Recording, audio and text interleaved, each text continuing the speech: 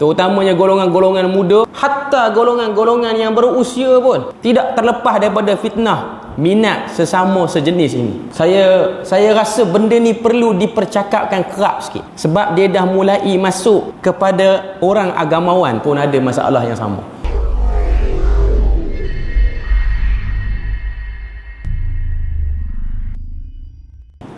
Isu homoseksual yang berlaku pada kaum Nabi Lut bukanlah menunjukkan itu permulaan, itulah pengakhiran. Tidak. Kalau kita tengok lepas daripada tu, dalam sejarah ketamadunan manusia, isu minat kepada lelaki ini ialah isu yang berulang. Kalau tuan-tuan tengok kerajaan Abbasiyah, khilafah Abbasiyah, ni khilafah Islam.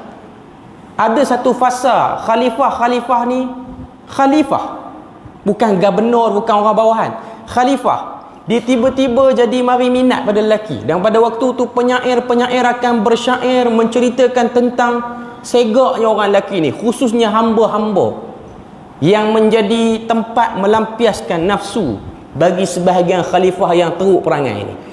Yang bukan Islam tu cerita lain lah. Yang bukan Islam, tuan-tuan boleh baca sejarah bagaimana hancurnya kota Pompei yang terkenal di barat, yang mana kau tengok lepas berlaku saja rumah pelacuran yang banyak dan hubungan sejenisnya, akhirnya meletuslah gunung berapi yang lebih kurang 9 km daripada Pompei itu, menenggelamkan Pompei, dan hari ini dia jadi tapak arkeologi yang terbesar. Pompei ni tuan-tuan boleh tengok Google. Saya tak pasti negara mana Pompei ni, cuma ianya ialah satu tapak arkeologi yang besar. Berapa ratus ekar saya tak pasti, cuma ratus-ratus ekar tu ialah rumah pelacuran dahulu dan dilanggan oleh pemimpin-pemimpin orang-orang atasan pada waktu itu.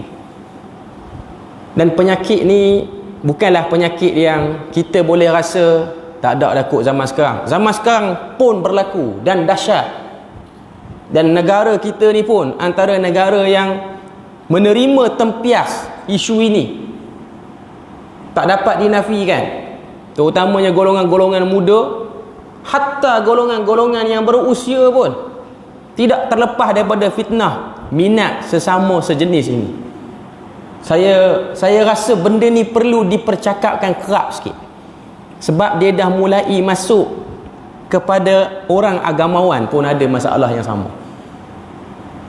Dan kita kena tahu, negara kita ni antara sebab pendorong berlakunya isu ini ialah banyaknya benda-benda yang bersifat pornografi boleh diakses dengan mudah. Sama ada boleh buka laman web ataupun penggunaan media sosial yang kita sebut dalam istilah orang-orang muda ni dipanggil dark side, laman gelap. Sini dia akan share macam-macam video, bahkan ada langganan, ada bayaran, dan menguntungkan sudah pastinya. Industri yang memberi keuangan yang agak kukuh kepada orang yang terlibat padanya. Walaupun ada orang rasa macam seteruk tu ke? Ya, memang seteruk tu pun. Ini orang kata apa, dia punya kecenderungan zaman sekarang. Dan kita minta pada Allah Azza wa Jalla supaya dijauhkan pada fitnah ni lah. As'alullah as-salamah wal afiyah daripada fitnah. Cuma tuan-tuan kena jaga-jaga, sebab fitnah ni ialah fitnah yang dahsyat. Okey. Balik pada cerita Nabi Ibrahim. Waktu datangnya malaikat cross nak pergi ke perkampungan Nabi Lut, lalu dekat Nabi Ibrahim dulu. Jadi Nabi Ibrahim tahu tentang masalah kaum Nabi Lut ni. Cuma saya cerita sikit antara sebab kenapa kaum Nabi Lut ni dia minat sejenis. Dan yang agak terkedepannya ialah lelaki dengan lelaki, ataupun istilahkan dia panggil gay. Lesbian tu ada juga, tapi dia lebih, promotionnya lebih pada yang tu.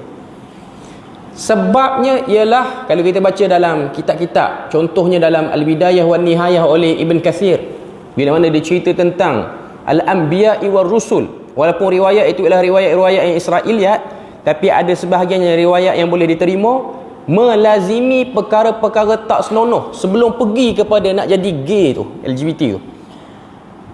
Antaranya apa?